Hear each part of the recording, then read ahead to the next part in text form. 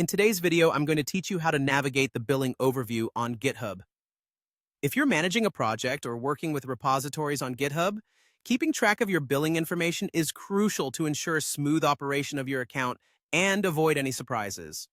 So let's get started. First things first, make sure you're logged into your GitHub account. Once you're in, head over to the GitHub dashboard.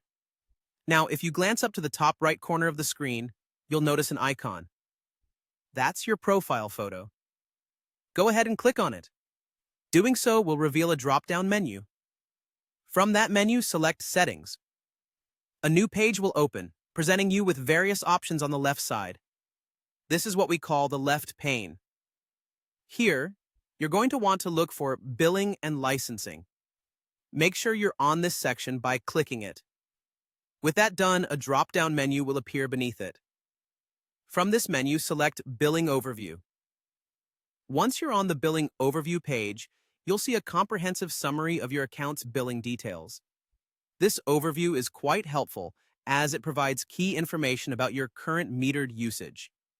That's essentially how much you're currently utilizing GitHub's services. Additionally, for those of you who have a subscription, you'll see details about your next payment due.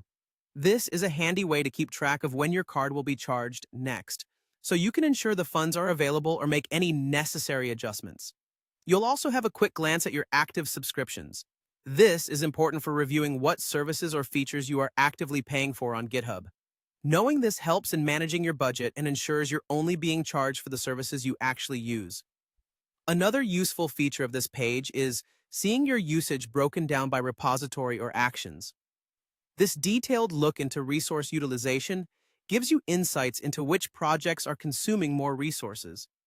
Maybe one of your repositories is much more active than others, and you need to adjust its usage or billing.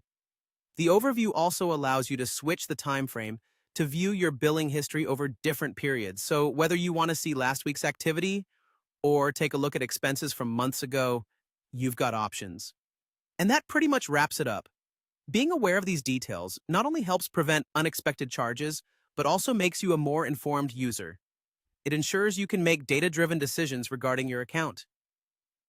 Thanks for joining me today, and I hope this guide has made managing your GitHub billing overview